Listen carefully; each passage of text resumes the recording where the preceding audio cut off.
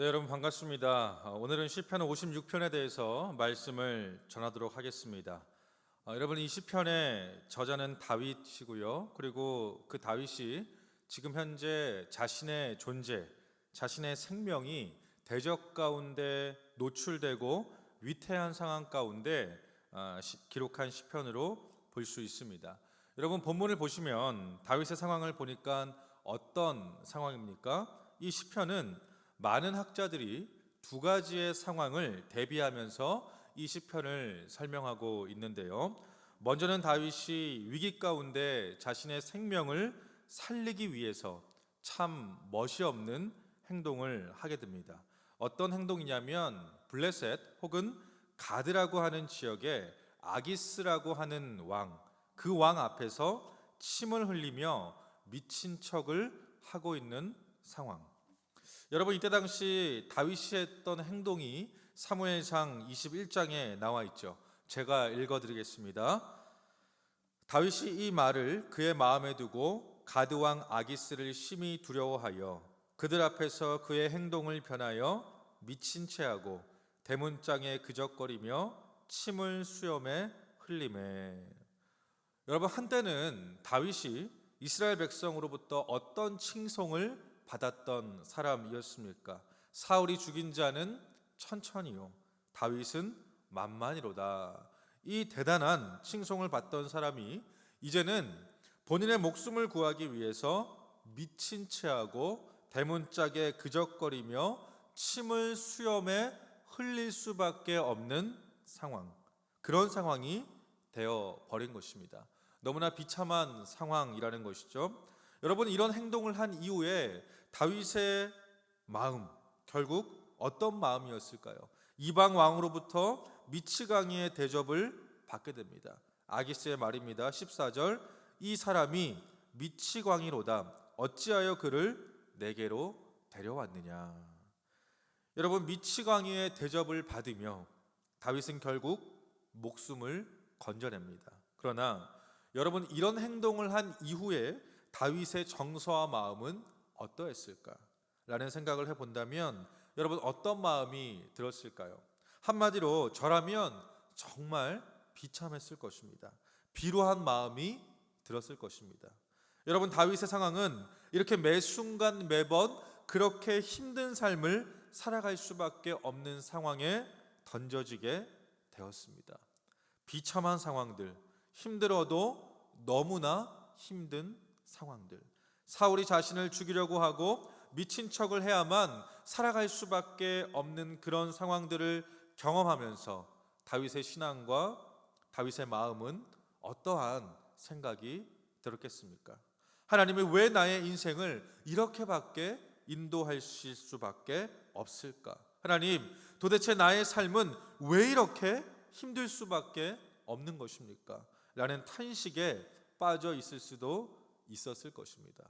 그래서 실제로 다윗의 시편을 살펴보면 하나님 앞에 자신의 인생을 놓고 탄식과 슬픔과 아픔을 표현한 시들이 그렇게나 많이 있는 것입니다.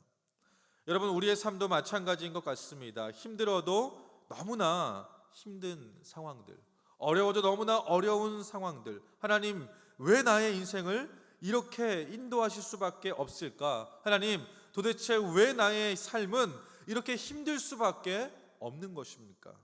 라는 생각을 안 해보신 성도님들은 아마도 거의 없으실 거라는 생각을 해봅니다. 목사인 저도 마찬가지입니다. 하나님, 참으로 힘이 듭니다. 하나님, 참으로 어렵습니다. 다윗도 마찬가지입니다. 하나님, 참으로 어렵습니다. 참으로 힘이 듭니다. 그래서 오늘 시편 56편 첫 시작이 어떻게 시작되고 있습니까? 하나님, 나에게 은혜를 베풀어 주옵소서. 하나님, 비록 나의 상황과 사람들과 주위의 모든 것들이 힘들고 어렵지만 하나님, 그럼에도 불구하고 나에게 은혜를 베풀어 주옵소서. 여러분, 오늘 본문 1절에 등장하고 있는 이 삼키려고 라고 하는 이 단어의 원어적 해석은 여러분, 헐떡거리며 쫓아오는 원수들을 의미하고 있는 것입니다. 어려워도 보통 어려운 상황이 아닙니다. 급박합니다. 막막합니다. 주위를 둘러보아도 아무도 나를 도와줄 사람이 없습니다. 그러나 다윗은 고백합니다. 뭐라고 고백합니까? 하나님, 나에게 은혜를 베풀어 주옵소서. 내 원수가 종일 나를 삼키려고 하지만 그럼에도 불구하고 하나님, 나에게 은혜를 좀 베풀어 주옵소서.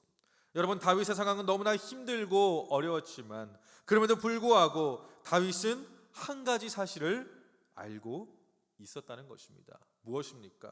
결국에는 이 상황 가운데 나를 건져내시고 이 상황을 이겨낼 수 있는 환경을 만들어 주실 분은 하나님 한 분밖에 없다는 것을 다윗은 알고 있었다는 것입니다.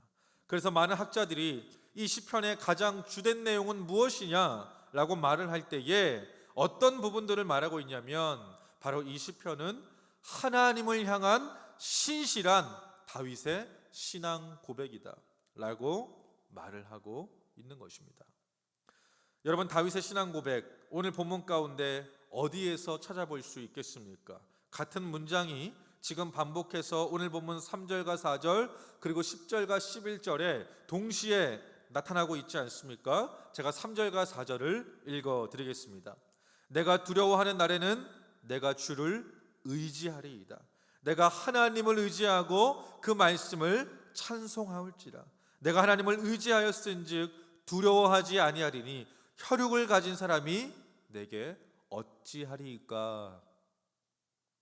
여러분, 이 다윗의 신앙 고백 무엇입니까? 하나님, 지금의 상황이 너무나 두렵지만 그러나 내가 주님을 의지합니다. 하나님, 눈에 보이는 나로 하여금 어렵고 두렵고 힘들고 떨 수밖에 없는 상황들이 지금도 내 눈앞에 펼쳐지고 있지만 그럼에도 불구하고 나는 전능하신 하나님만을 의지합니다. 하나님이 나와 함께 하시니 두려워 떨지 않겠습니다.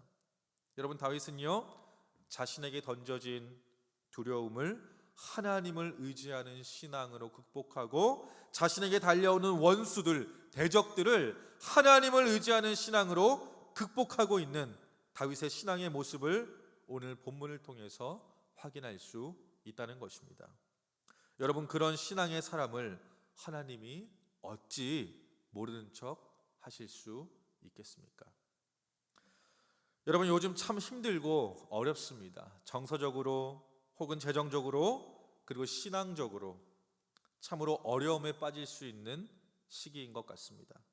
오늘 본문에 등장하고 있는 다윗과 같이 마치 누군가가 헐떡거리며 우리의 생명을 노리는 것과 같이 참으로 어려움에 빠져 있는 상황인 것 같습니다. 그래서 저는 요즘에 누구에게 다가가서 감히 다 괜찮아질 것입니다, 시간이 해결해 줄 것입니다, 하나님이 이 모든 상황 가운데 성도님의 아픔과 눈물을 씻겨 주실 것입니다 라고 감히 담대하게 선포하기가 힘든 상황이 되어버린 것 같은 느낌마저도 듭니다.